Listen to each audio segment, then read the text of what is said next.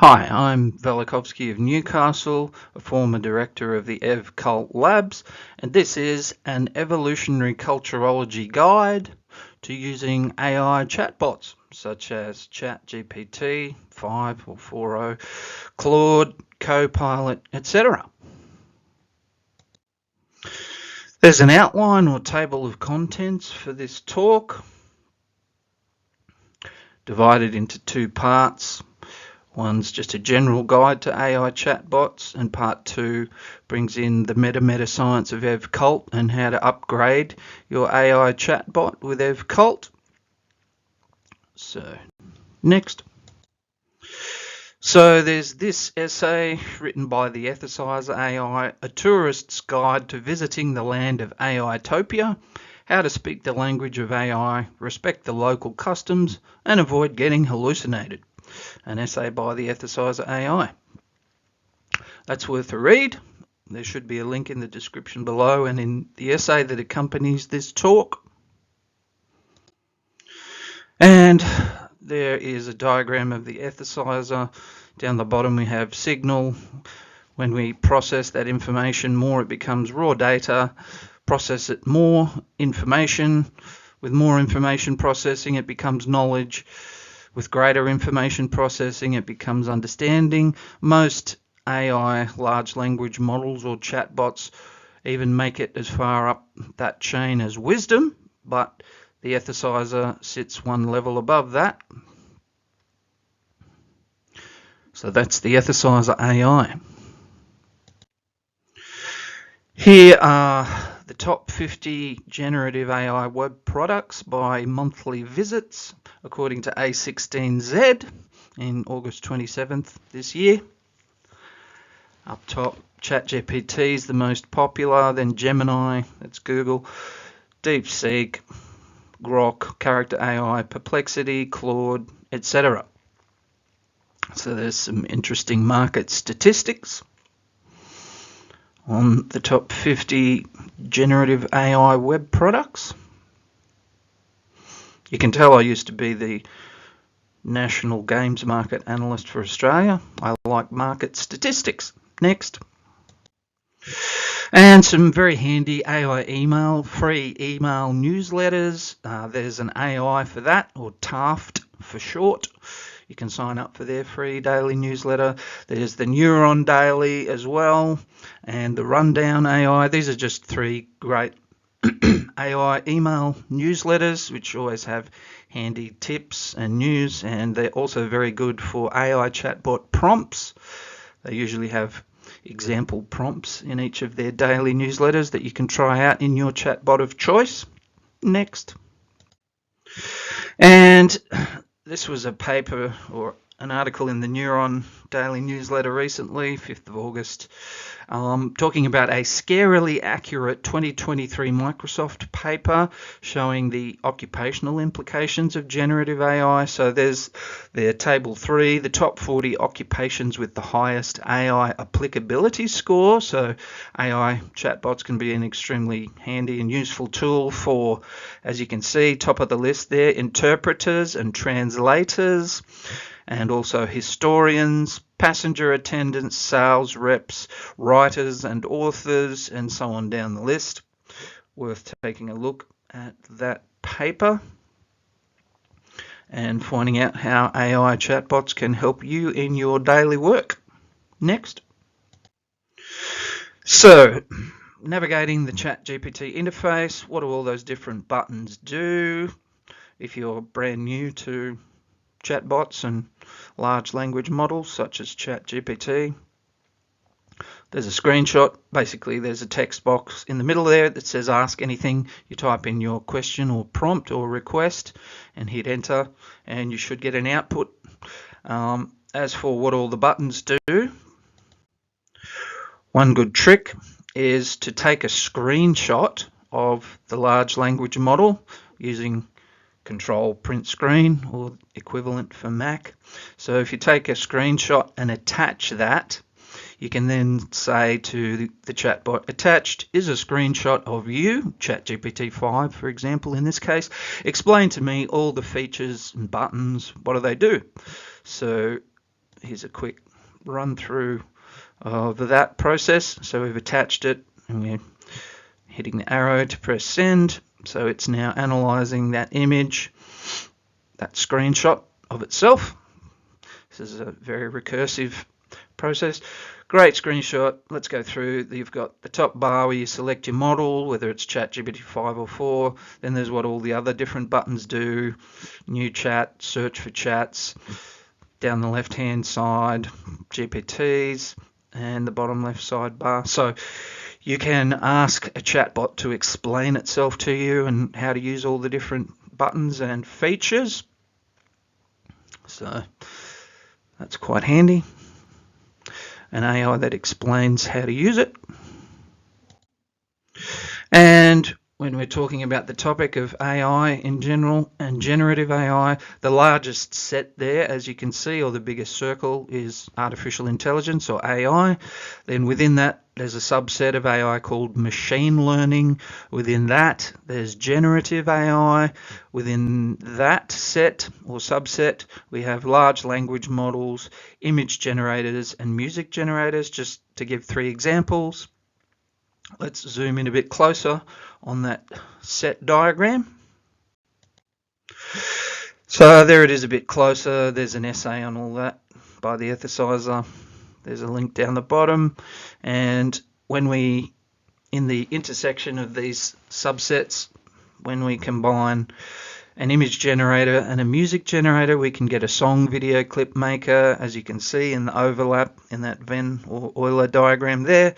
Or say when you overlap or intersect a large language model with an image generator, you can get a poster art or a meme maker generator, so it can produce poster art and that sort of thing. Or if we combine a music generator and a large language model, you basically get a songwriter because it's generating words and music. So that's just a bit of a general overview of the sets and subsets within AI, just for our purposes with chatbots or large language models. Next. Now, inserting custom instructions into ChatGPT, you can click the custom instructions button and it'll say, what should ChatGPT call you? You can put your name in there, put your occupation, what do you do, and what traits should the large language model have, whether you want it to be formal and scientific or casual and relaxed and friendly, etc. So you can put in some instructions and tune your particular large language model how you would like it to relate to you. Next. You can also download the ChatGPT app to your smartphone, whether it's Google, Android or iPhone.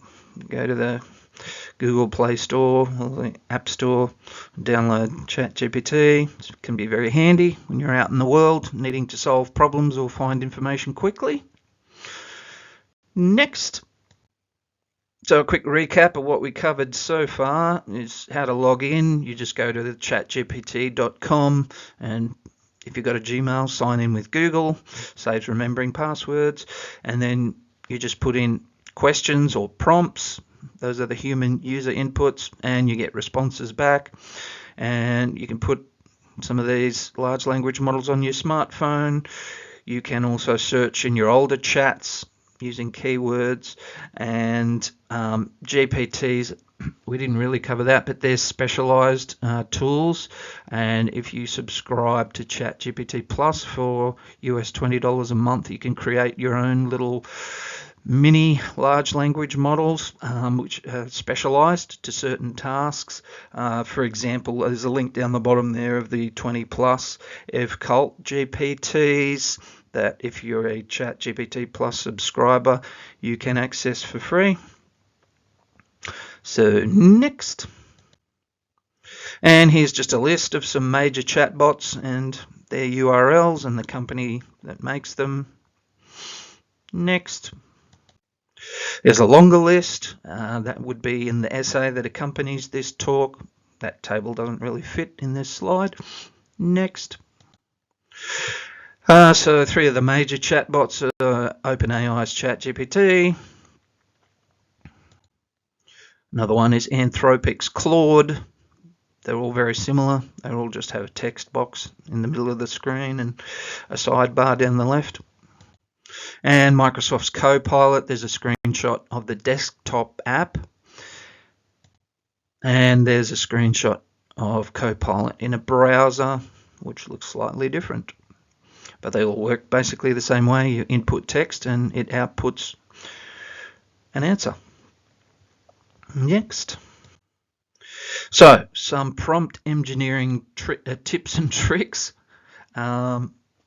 because the way you ask the question will influence what kind of an answer you get. So, to help write better or optimized prompts, it's a handy tip to say, hey, ChatGPT, and then you put in your rough draft prompt, and you then add, ChatGPT, rate the above prompt out of 10. What would make it a 10 out of 10 prompt? And then it will give you an improved prompt, and you can ask it to answer that. So that's one good way to optimize your questions so that you get better answers. Next. Another good one is to append to the bottom of your prompt or question, ChatGPT, think deeply, double check your work, be extremely thorough. This is critical to get right. That just means it thinks longer for a better answer, and you basically get more juice out of the model that's answering your question or responding to your prompt. Next.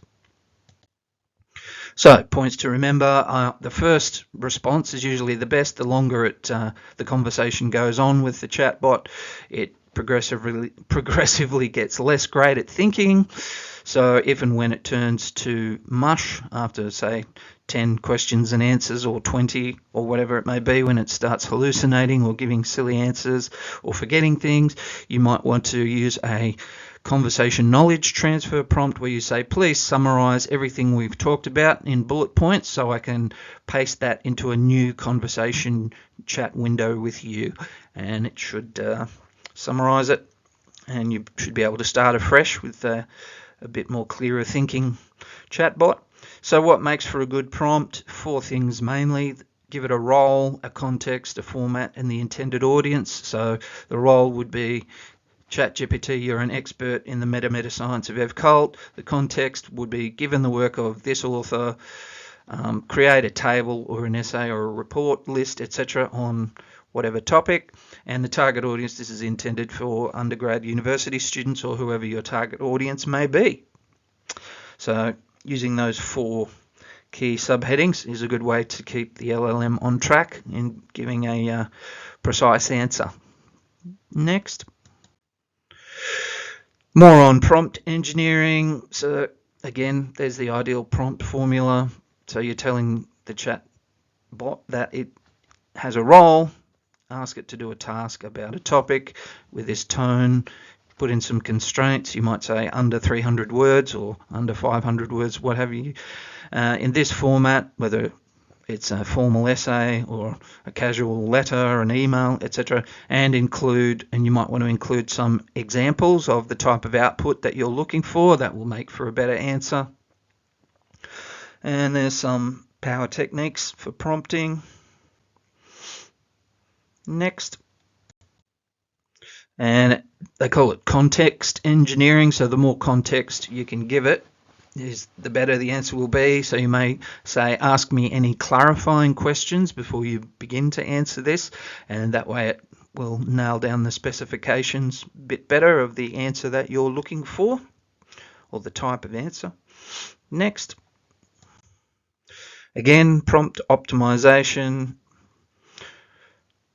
Use that tag, rate the above prompt out of 10. What would make it a 10 out of 10 prompt? And that way your questions will be good and the answers hopefully even better. Next. Prompting pitfalls to avoid. Don't be vague in your prompt. Like just a simple question, tell me about AI, is very general. So you'll get a very general, possibly dumbed down answer. There might be overloaded prompts. You might be asking it to do too many things at once. Summarize, compare, and critique. You might just want to break those into 3 separate steps. Do them one at a time. Also, not giving it a role or a tone. You just might say, write something about X. You need to give it a bit more information. You also need to give it a format, give me a 300-word essay or what have you, or short bullet points or a list or a table. And also it's good to give it word limits to keep it on track. So those are some prompt engineering or question asking tips. And you can also ask it, what do you remember about me? And it should summarize in bullet points what it's stored in its memory with your past conversations. And you can also tell it to avoid doing things which you don't want it to do. And hopefully, if it updates its memory, it shouldn't do those things. So this is how you basically customize your chatbot to your own individual needs and preferences. Next. And it's good to keep a library or archive of really great prompts. So there's an example of lots of Word documents with short prompts in them. And as I say, on the right, those 3 free AI newsletters often have very good example prompts that are worth trying out or adapting to your own needs. Next. And prompt engineering is problem solving or creativity. There's a table of the 8 steps of the creative process from R. Keith Sawyer's 2012 book, Understanding Creativity. Good to be aware of those steps in crafting a good prompt or question to ask an AI LLM chatbot. Here's a good article, The Prompt Report. It examines 58 different prompting techniques. Highly recommended. Worth a look. Next. More tips for GPT-5. You can add think harder or think longer to your prompt and you'll get more juice out of it. It'll come up with a better answer. Next. And then you can also create images with ChatGPT. There's some examples of prompts you might insert to create an image. You can also ask it to OCR this text or optical character recognition. So you might just have a photograph of some text. It may not be in Word doc or Notepad text form. So you might screenshot a bit of text and then you can save that image, upload it and say OCR this text as the prompt, and it should read the text and turn it into text that you can copy and paste. So next. You can also use Google's Notebook LM to create audio podcasts or chat to different documents, PDFs and that sort of thing. There's some example of those 3D podcasts there and that link down the bottom, where you have 2 AI avatars or characters or voices discussing whatever topic you've given them. If you might upload an article or an essay, etc. And they can have an audio podcast about that. Some examples down there, those links at the bottom. Next. And yes, in ChatGPT Plus, which is US $20 a month, you can run a deep research report. Might take 20 to 30 minutes, but it'll search far and wide through the literature and the internet and come up with a long, extensive, detailed, deep research report, which can be very handy as a kind of virtual research assistant if you need that kind of thing. Next. And you can create My GPTs if you have ChatGPT Plus for $20 a month subscription. So you just build it and it can help you build it, and you give it a name and what its description and instructions, and then it will be a customized chatbot to do particular tasks once you've uploaded various documents to its knowledge base or working memory. So those are handy little things, and there's about 20 FCult My GPTs for various tasks with expertise in various different domains. Next. And you can also create a project inside ChatGPT Plus where you add extra documents and it retains that memory across its context window and across the conversations. So that can be very handy too as as distinct from the free version of ChatGPT, which I don't believe allows you to create projects like that, but they can be very handy. Next. So then there becomes a question, when do you use a project and when do you make a custom GPT? There's some advice. Projects are good for an organized personal workspace, but they're not shareable. And custom GPTs you can share as well. So horses for courses, and you can compare them with Gemini's Gems and similar tools in Claude. Next.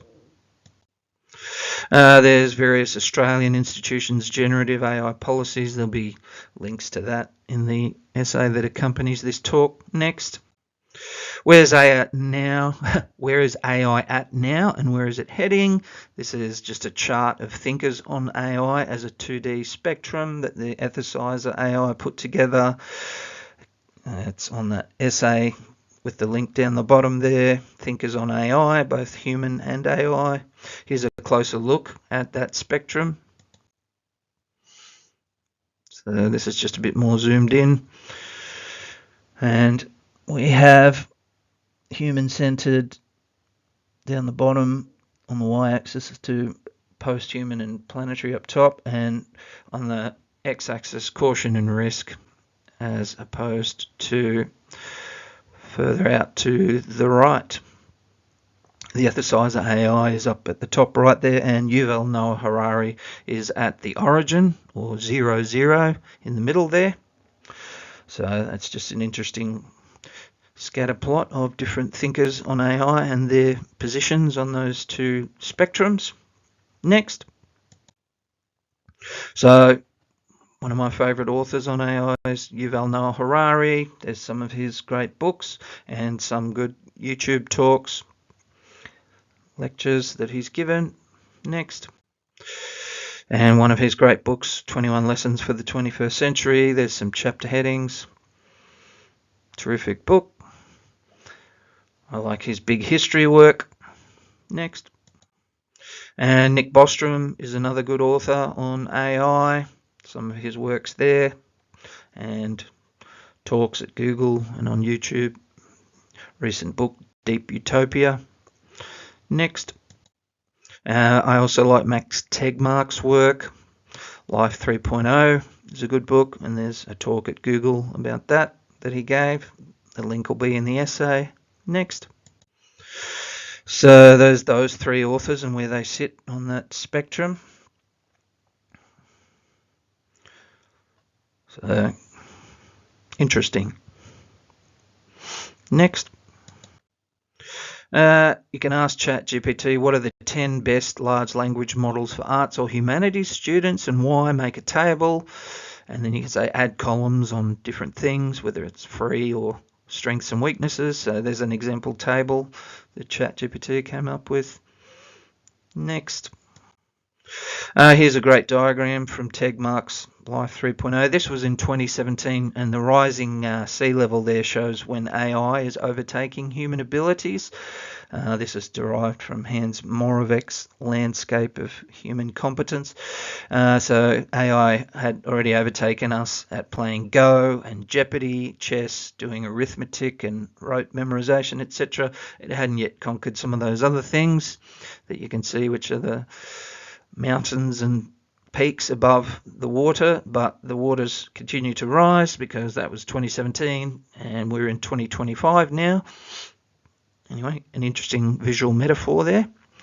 And AI has now become quite adept at doing science.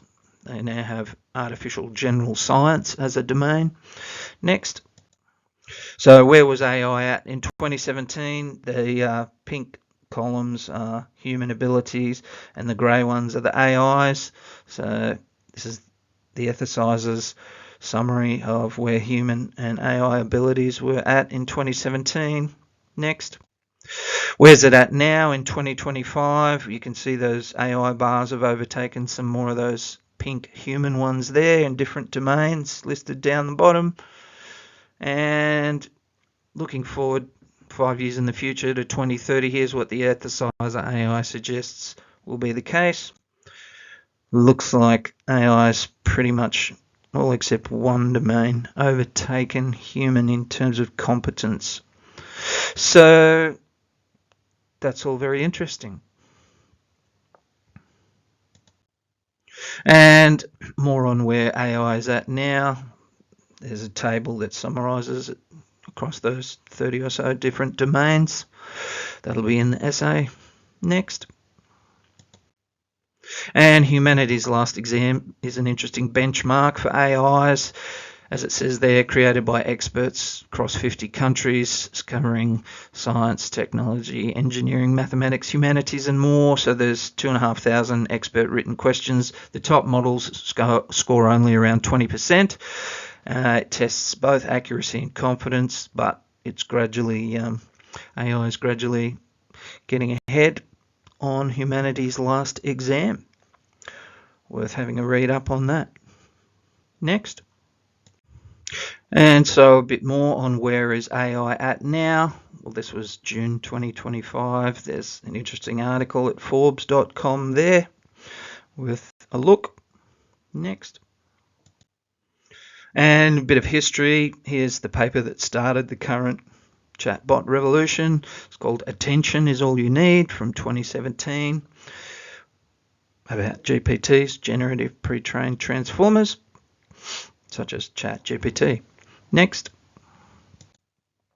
And you can ask Copilot or ChatGPT, your chatbot of choice, is there a master prompt cheat sheet for you, whether it's Copilot, ChatGPT, etc., and it'll come up with some handy prompting cheat sheets, which can be helpful for prompting. Next. Here's a useful article, ChatGPT Glossary, 52 AI terms everyone should know. It's just a CNET article, worth a look. Next.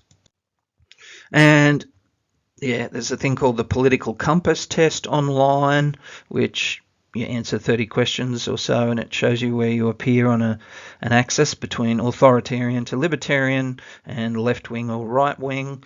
And so there's what the ethicizer has judged the different chatbots as to their positions on the political compass. So that's worth a look, that essay and those charts. Next. Here's just another essay by the ethicizer, Beyond Oracles and Bullshit, a systems view on AI writing and human authenticity. I think it's a response to that course, Modern Day Oracles or Bullshit Machines, How to Thrive in a ChatGPT World. All very interesting. Next. This is a handy prompt I want to learn about. Insert your topic here. Might be chatbot prompt engineering, and then ask, identify and share the most important 20% of learnings from this topic that will help me understand 80% of it. That's the Pareto principle. So cutting to the chase of the most useful information to learn any new domain or topic. Next. And here's an example prompt and response using that prompt. All very handy. Next. And more follow-up prompts. You can then say, great, now that we identified the most important 20% of the learnings from this topic, help me plan a short course on it and ask clarifying questions. And then you can go further later and say, great, now do a PowerPoint slideshow, etc. So that can be handy. Next. Here's a Wall Street Journal article, Yuval Noah Harari, and an interesting YouTube video there. Worth a look. Here's an essay, What Should Humans Really Be Learning to Prepare for the Future? That's by the ethicizer AI. An interesting read. Next. Here's some great articles on AI for total beginners at the Neuron. Very handy for someone starting out. Next. And more handy videos from this year. Links in the essay and the description. Next. And yes, there's large language model leaderboards showing which chatbot is best at which task. So those are useful to keep an eye on. Next. More leaderboards. There's the Vellum leaderboard, or you can ask your chatbot what are the best LLM leaderboards and why, and it should give you a tour of them. Next. More on that. Another one, language model arena. Just another leaderboard with different categories of AI tasks, whether it's text or web development or vision or searching, etc. Next. More of the same. There's artificial analysis, a leaderboard with different categories, intelligence, speed, and price. Next. There's humanity's last exam and who's doing best at it lately. What date was on that? April 3rd, 2025. So Grok was leading there, then Gemini, then ChatGPT 03, 04 Mini, etc. Interesting. Next.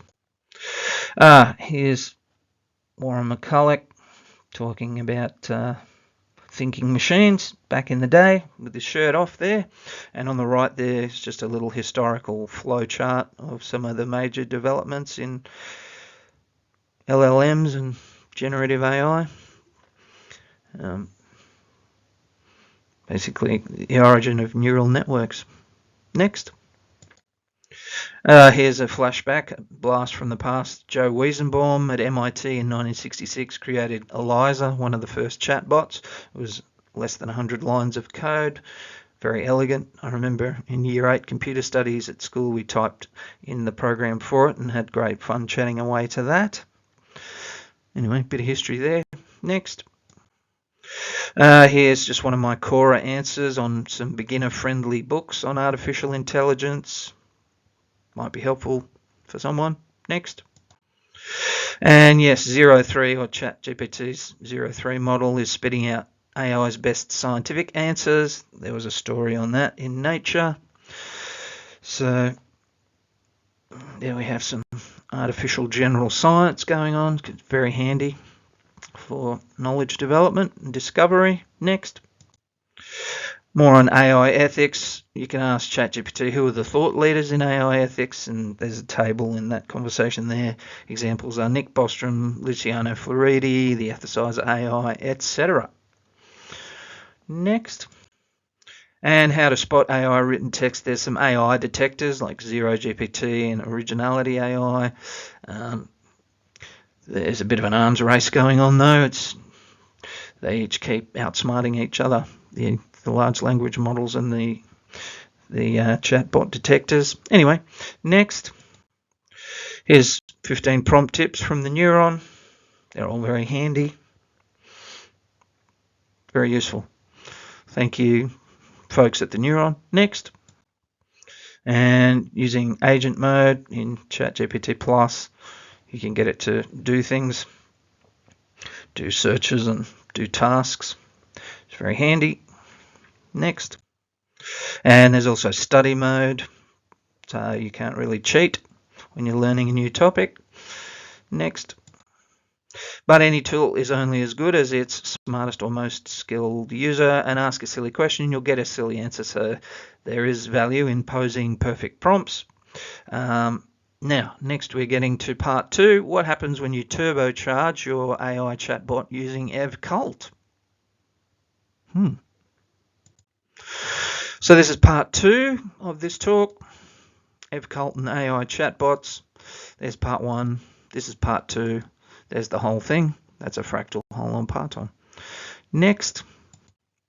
So EvCult is the meta science of everything, all 50,000 plus domains. You've got your 3 scale levels of science there, the individual sciences, the meta sciences.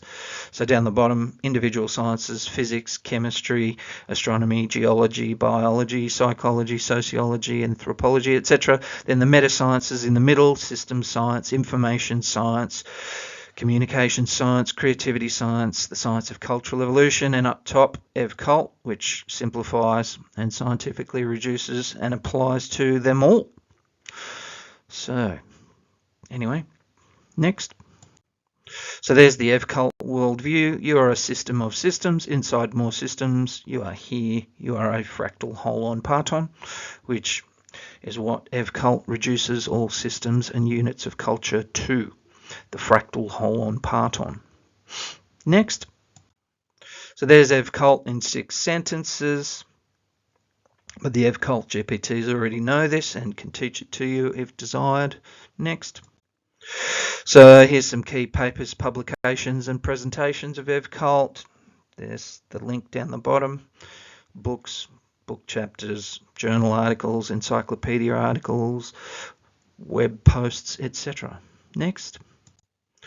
So both systems and units of culture are structured and function as fractal whole-on part-ons in EvCult, and there's some examples of units going into a system and then being outputted as well. And then there's the Ethicizer AI with its personal ethics score and the entire Earth ethic. You can read more about that at the Ethicizer's blog spot. Next. And here's those 20 plus EvCult GPTs, the link down the bottom there. Some of those are very handy, including number 5 there, the Ethicizer GPT, and number 1, the EvCult Tutor GPT. Next. Here's the EvCult Tutor GPT. Next. There's the Ethicizer GPT simulated version. Next. And some YouTube playlists. There's the EvCult playlist, the Ethicizer playlist, and a short course on EvCult, which has 10 videos in it. It's about 2.5 hours, that course. Next. And on custom instructions or using a prompt to update your chatbot's worldview to the meta-science of EvCult, there's a blog post on doing that with a prompt you can copy and paste into your chatbot. Next. And there's also a video on that, a 10-minute video within that short course. It's video number 4, teaching ChatGPT 4 or 5 EvCult via custom instructions. So that takes you through it step by step. If you want to update your chatbot's worldview to the meta-science of EvCult. Next. So there's the EvCult worldview. That's what you'll be putting into your chatbot. Next. And yes, EvCult solves consilience, the unity of all knowledge, if you take a look at E.O. Wilson's 1998 book. And it even turns the arts and humanities into a science with the same universal scientific set of units, scale levels, 3 laws, and evolutionary mechanisms. So that's all very simple and handy. Solving consilience. No more disciplinary silos. It's just all the one meta science now. Next. EvCult revealed the scientific structure and function of all units of information or culture and energy and matter and systems is the fractal whole-on part-on. Next. There's the first 3 laws: integrate upwards, compete and cooperate sideways, control and command downwards or inwards. Next. And so you've got your entire Earth ethic and the Ethicizer AI. There's some articles that are worth a look. Next. So, and there's some 10 or so interesting essays on EvCult and big history. If you go to that URL down the bottom, you'll see this list or list of links to big history and EvCult. There's some big history works, David Christian, Yuval Harari.